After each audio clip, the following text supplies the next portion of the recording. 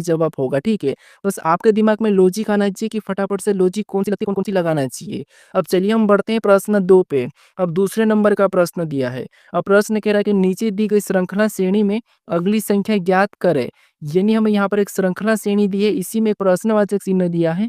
यहाँ पर कौन-सी संख्या होगी, ये हमें बताना है, ठीक है? तो देखिए, जब भी हम श्रृंखला के प्रश्नों को सोल्व करते हैं, तो सबसे पहले हम संख्या को ध्यान से देखते हैं कि संख्या कैसे लिखी है। क्या किसी का वर्ग लिखा है या फिर किसी का घन लिखा है या फिर सम संख्या लिखी है, विषम संख्या लिखी है या फिर अभाज्य संख्या। ये 5 पॉइंट तो आपके दिमाग में आना चाहिए कि यहाँ पर ये लॉजिक लगती है।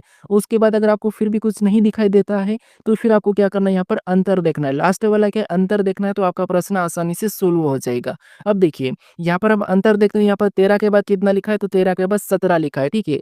कितना लिखा है, तो यहाँ पर 13 के बाद 17 लिखा है। यानी कितना प्लस करके लिखा है, तो यहाँ पर 4 प्लस करके। फिर आगे देखिए, 17 के बाद यहाँ पर कितना लिखा है, 25, यानी यहाँ पर 17 में कितना प्लस किया है, तो यहाँ पर 8 प्लस किया है। फिर हम आगे देखेंगे तो यहाँ 25 के बाद कितना 32, यानी 25 में कितना प्लस किया है, यहाँ पर 25 में 7 प्लस करके लिखा है।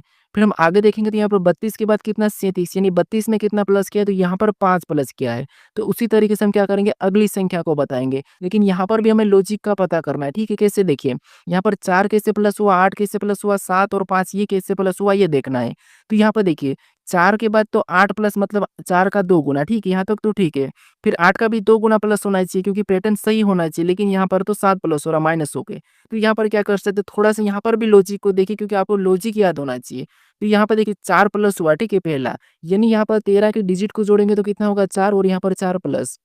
फिर यहाँ पर 8 प्लस हुआ है, तो यहाँ पर 17 के डिजिट को जोड़ेंगे तो कितना होगा 8 और यहाँ पर 8 प्लस। इधर 7 प्लस हुआ है तो यहाँ पर भी हम 25 की डिजिट को जोड़ेंगे तो 7 और यहाँ पर 7 प्लस। यहाँ पर देखिए 32 की डिजिट को जोड़ेंगे 5 और यहाँ पर 5 प्लस। तो उसी तरीके से अगली संख्या बताने के लिए यहाँ पर हम क्या करेंगे, 37 की डिजिट को आपस में जोड़ देंगे।